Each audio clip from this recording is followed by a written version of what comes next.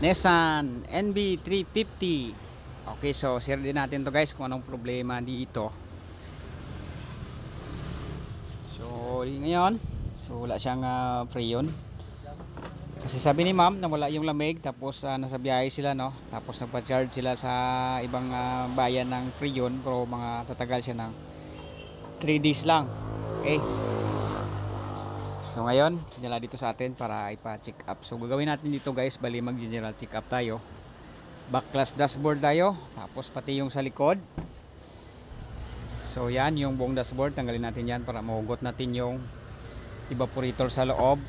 So yung roping, yung kisame, tanggalin din natin para for cleaning na lang din sa ating rear AC, no? Kasi bihira lang naman magkaroon ng leak yung NB350 kasi yung evaporator nila is copper. Okay, so buksan na lang natin guys. So yan, no, natanggal na natin yung ito, natanggal na to guys, na ibalik na kasi nilinisan lang. Yan, so bago lang natin natanggal yung evaporator housing. Ito siya guys, no.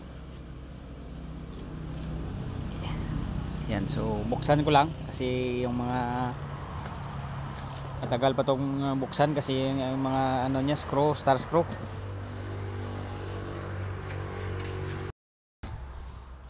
So natanggal na ang ating evaporator. So dito pa lang guys, no, may nakita na tayong sign dito na kulay green, no. Yan. Sige, para sure ball, iligtis natin guys. Okay, so yan, naligtis natin yung evaporator. Okay, so yung leak nya guys, oh, isa dito. Dito tayo kasi against the light. So ang leak nya guys, isa, dalawa, tatlo, apat. Oh, oh. Uy, may pang-5 pa dito guys, oh.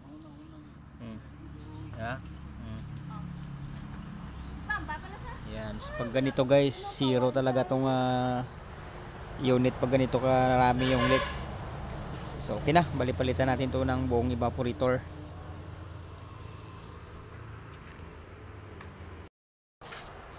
Ito na yung bago na ipalit natin guys, no. Ayan. So pag bumili tayo, ito lang yung mabibili natin kasi yung ito kanyang tube. So tanggalin natin to, tapos ilipat natin dito sa bago. Meron naman mabibili na NB350, no, kasama na itong ano niya, ito. So meron naman na wala, ito lang. Tapos ilipat lang yon dito.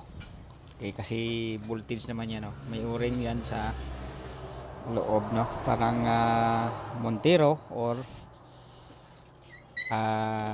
Trailblazer, no. Magkaparehas lang ano posisyon sa kanyang fitting, no, dito. Okay, so lipat na natin to guys para masimbol na natin.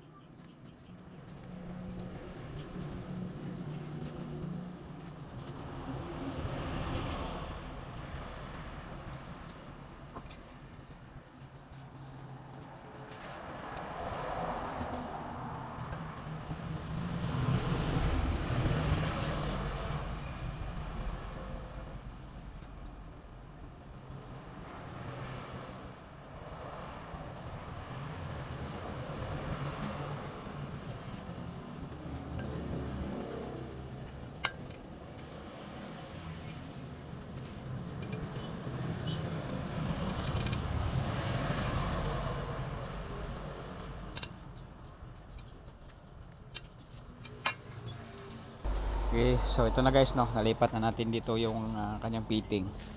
So symbol lang namin to guys sa kanyang cover para may balik na natin. Then yung dashboard, symbol na rin, no.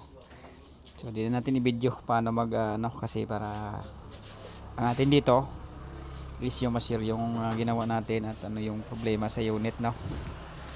Okay, symbol lang namin guys para mabilis na. Fast forward tayo. Okay guys, so after sa mahaba-habang time na ginawa natin sa pagsimbol ng dashboard tapos na, may preo na guys. Yan, so mababa na siya kasi nag-cleaning na kami ng condenser. Tapos yung return niya maganda na. Okay. Yan, di ba? Ganda ng lamig ng Nissan. Okay, so ito guys, heater po ito so reminders lang, heater po ito. Bali nakalagay dito is yung kable pupunta doon sa vent para mag-adjust ng vent para mag-mix yung init sa lamig. So sabihin pa rin nila na thermostat. Okay, so yung likod okay naman, symbol na rin guys, no. Okay, so yun lang ating ma-share dito is yung evaporator na front yung pinalitan natin kasi maraming leak. Okay, so yun lang ating ma-share dito. Maraming salamat sa panonood and God bless.